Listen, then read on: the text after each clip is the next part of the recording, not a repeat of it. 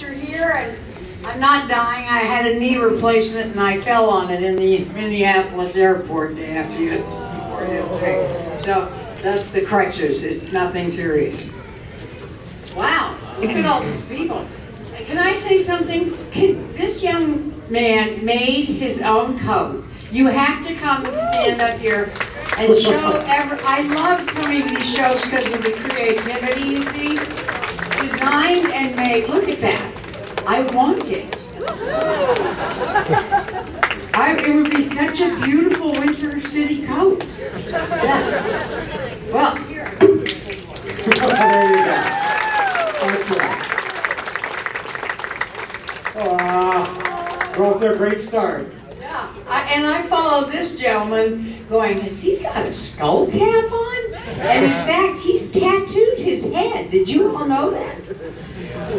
Oh, you did? Yeah, they did. Oh. They know me. Oh, I was mesmerized by that. I just thought, ow.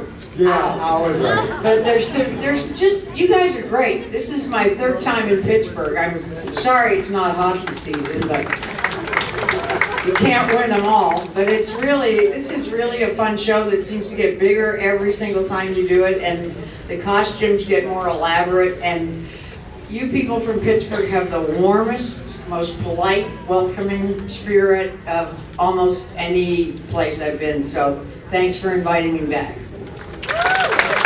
And let's get some questions. And here we have our first question right here. Actually, I have two questions.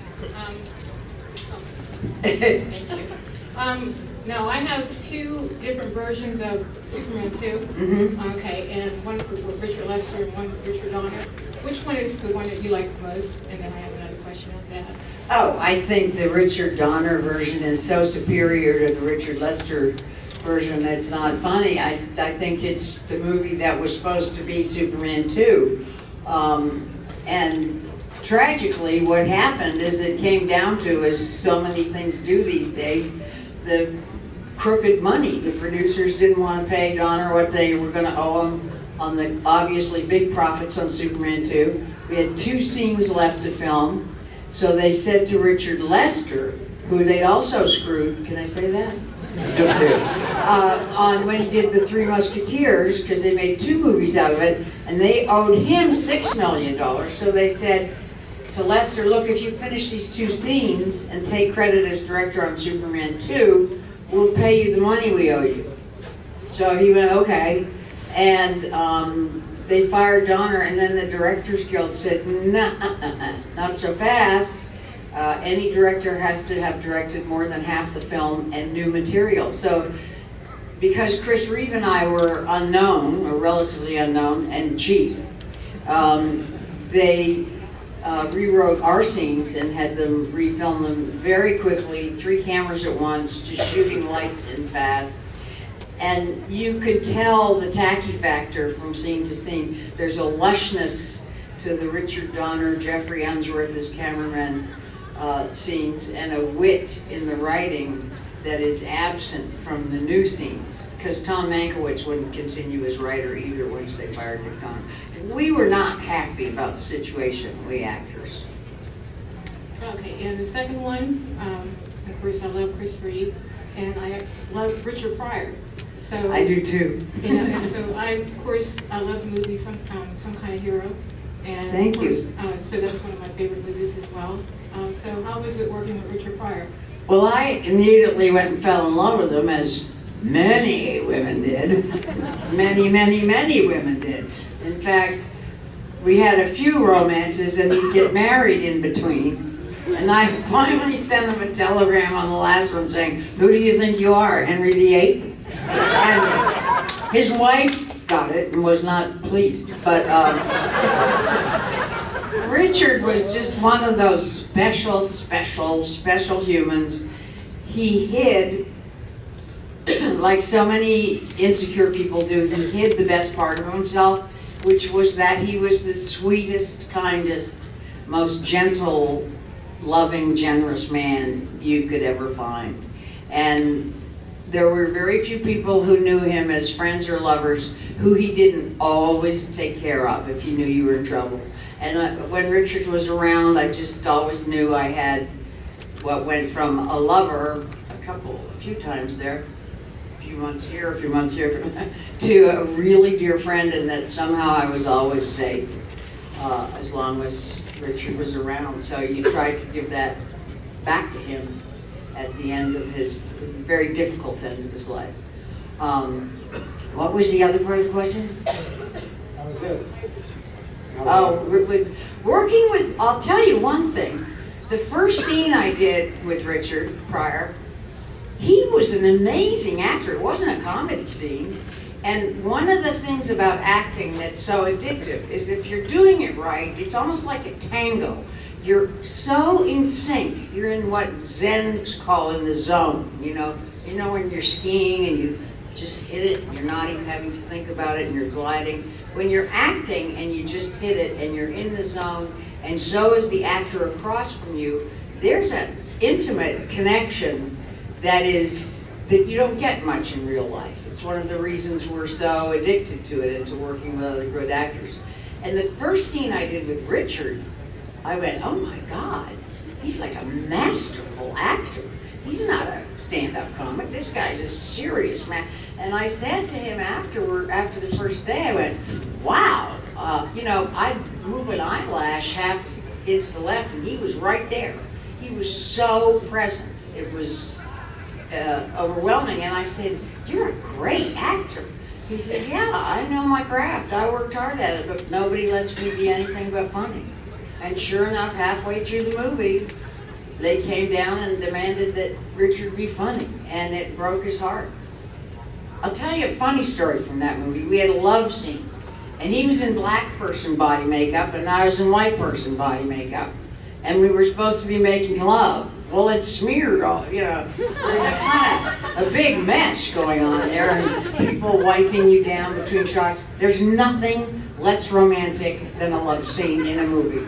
You have to get your hip up 2 inches so the light hits it, twisted like this, and the camera's in here, and I mean, it's horrible. And Chris and Richard and I talked a good game before we did it, because the director was kind of shy, and we go, oh no, I play the hooker, of course. I always play hookers.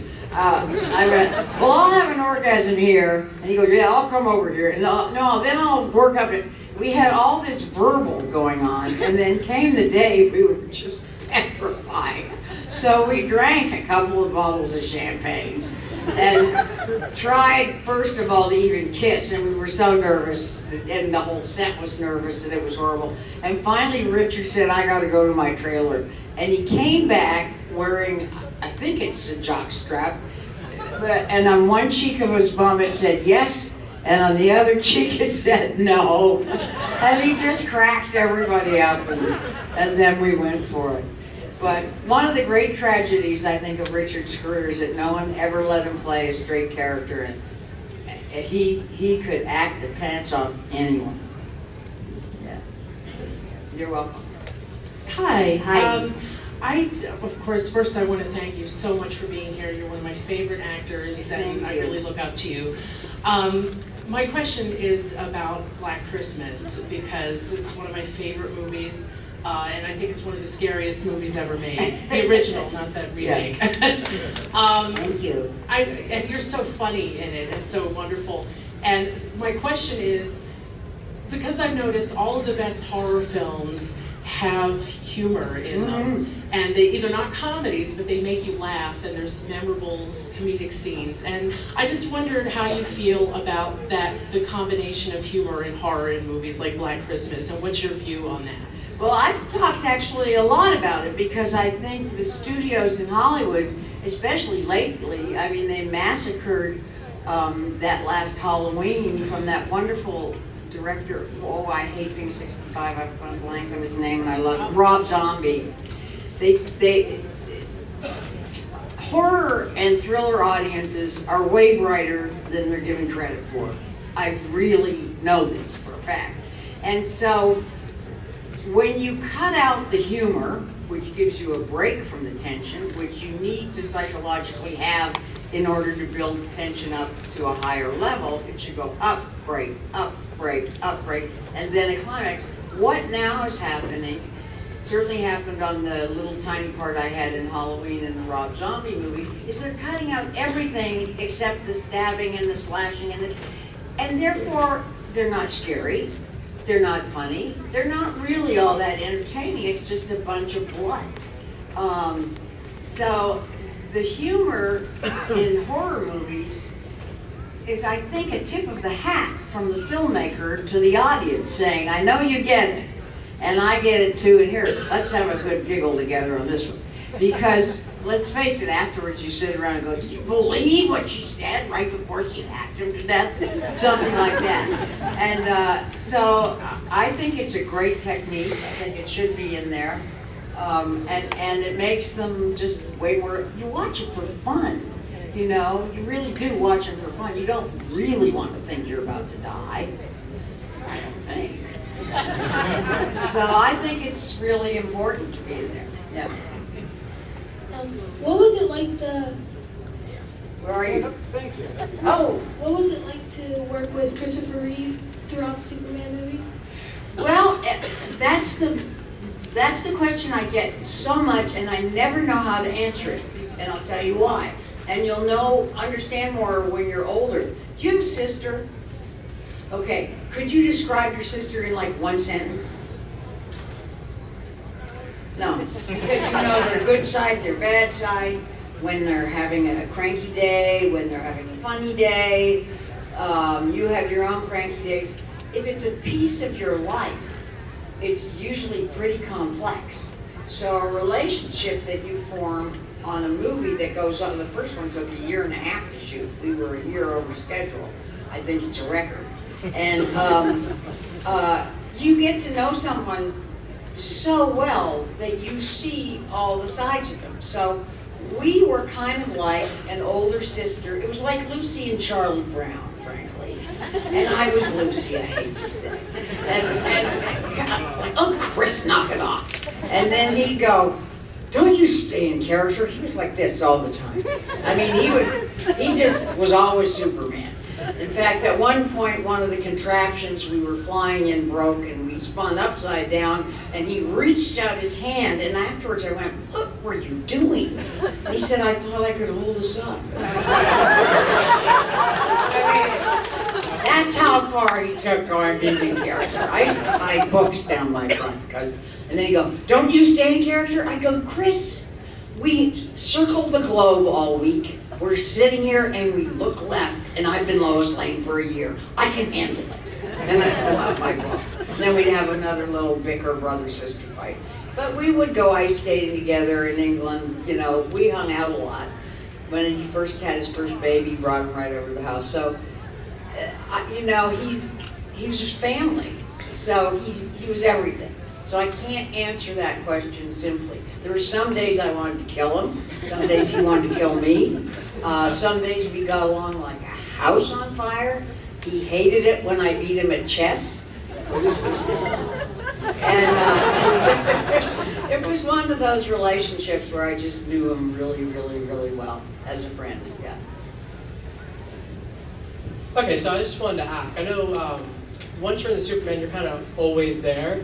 So, do you have like a favorite Lois Lane, or would you say it's you, or would you pick someone else, like acting-wise? Do I have a what? Favorite Lois Lane, like who's played Lois? You know, I'll tell you what. Here's what I have come to kind of know. First of all, I was so excited that Amy Adams was playing Lois because she's such an extraordinary actress. I mean, she's really one of our best actresses. And I thought, why is this not quite working as sparklingly as it could? And it's because the writing wasn't as good. We had Tom Mankiewicz, who really was the writer of Superman 1 and 2, whose father had directed All About Eve, whose uncle wrote Citizen Kane, who wrote all the Bond movies. I had dialogue that you couldn't miss. And they didn't give those either Kate, what was her last name, Bosworth? The first one, or Amy, they didn't give them anything to play with. They didn't give Amy Adams a Clark to bounce stuff off, to show the two sides of her. Yeah, they didn't give her any funny lines. So if it's that old adage again, you can make a bad movie out of a good script, but you can't make a good movie out of a bad script. And I think they were robbed, frankly. I think they were both very, very good, and I idolized Amy Adams for her acting, but I think in terms of the material, they could have done a lot better. Thank you. You're welcome. Hi. How did you start acting? Well, you know, that's a good question. Because my life doesn't make any sense. And maybe when you're grown up, yours won't either. I grew up, you know, it was before computers. It was a long time ago. I grew up in little mining towns in the Canadian North, and I was born just south of the Arctic Circle in the mining town. And I used to tell my grandkids I'm from where Santa Claus was from, which scored a lot of points. And I liked to read a lot. I wasn't allowed to read comics. My mom was really strict about that. But I discovered the priests used to show movies in the church basement, because in Quebec it was illegal for kids to go to movies. And if there was an American movie poster that came up to this one town, Sept-Îles, where there was any cleavage or a belly button or anything, the priest would come by and they'd open the front of the poster box and they'd paint a big box down to her knees and just whitewash it right out. So that was sort of interesting, but I had a big fantasy life where I wanted to be Alexandra. Remember I told you that when you came to the table? This little girl's name's Alexandra.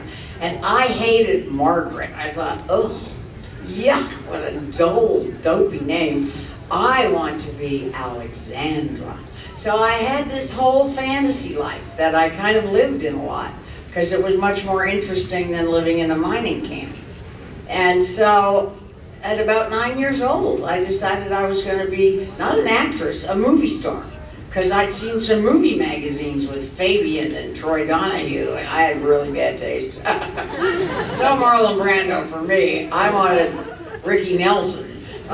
So I just wanted to go to that place where all those, it was always summer and always beautiful and seemed so sparkly. So in high school, I started doing plays, and that's how most people get started. At school, they join the drama club, they start doing plays, and you do more and more, and then we moved to Vancouver the last 2 years of high school, and I started going down and auditioning for CBC, which is like Canada's version of the BBC, and started getting parts and never stopped.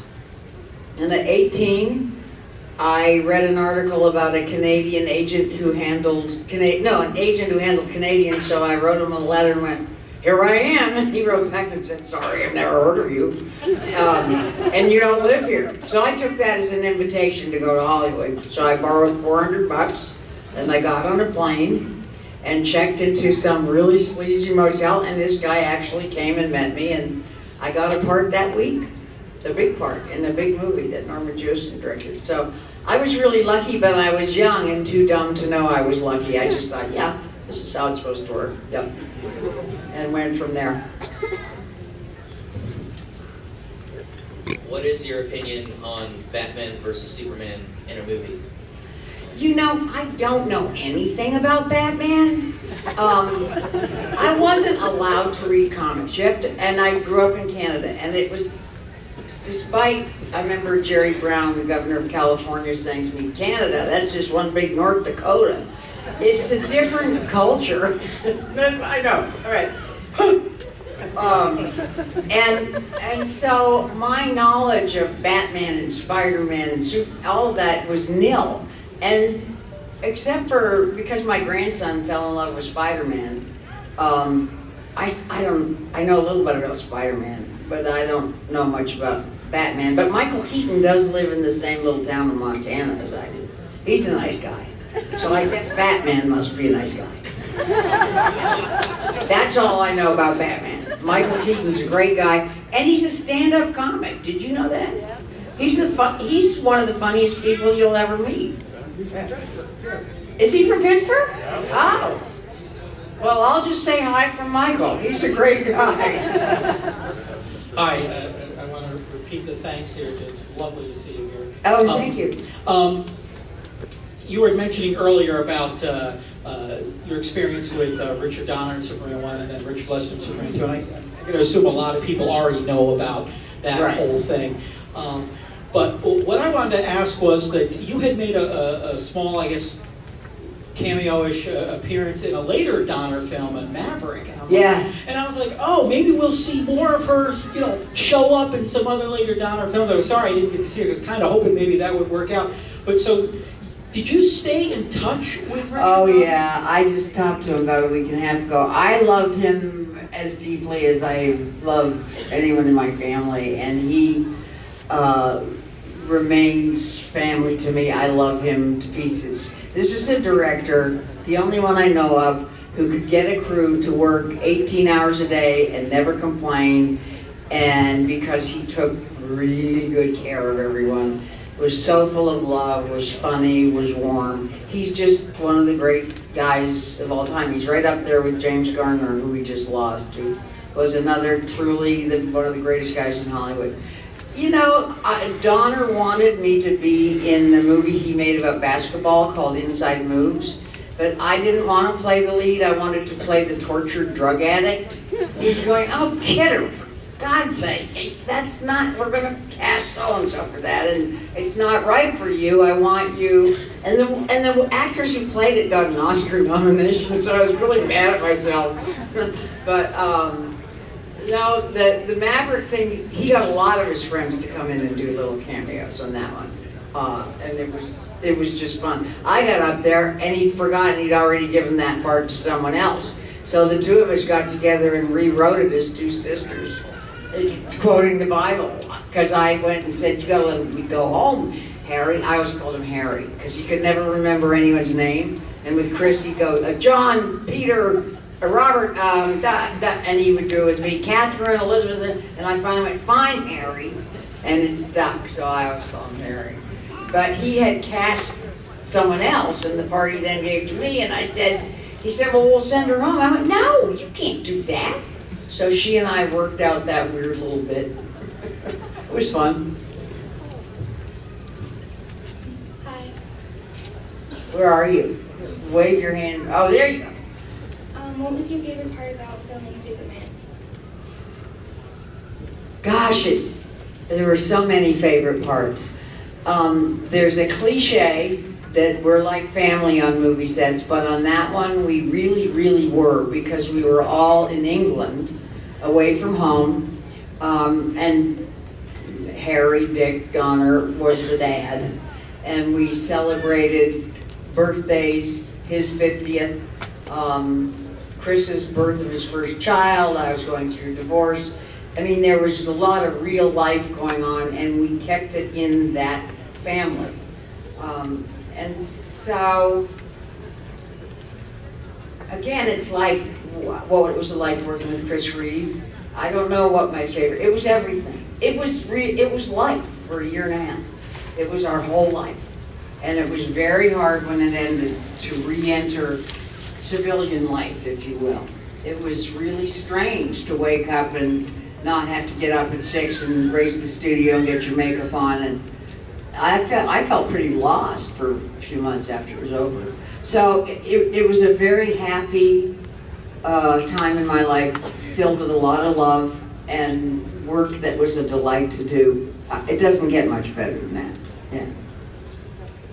I didn't answer your question, but that's the only way I know how. Hey, yes? What future projects are you going to be starring in? I'm 65. I'm retired. I got my pension coming in. I got my Social Security and my Medicare, and I've got my house in Montana, 2 grandkids, about to be 3 dogs. Next week I pick up a 20-pound Great Pyrenees dog that's going to be 200 pounds when it's fully grown. And I get to read all the books I want, and I do a lot of political activism. So movies aren't really in my life much anymore, and I really don't want to get a facelift and fake lips. Because those lips, oh God, those lips. So I just, I stay away. Hi, Margot. Quick Hi. question. Why did so much of Superman 4 end up on the cutting room floor? Because it was bad.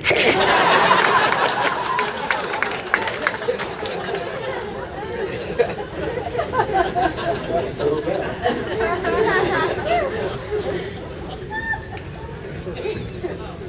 Okay, there was another movie that I still to this day cannot watch because it was so scary. Emily's Billboard. So how was it like working on that picture, and do you watch it now? Because I know I can't. Well, making a horror movie is really funny because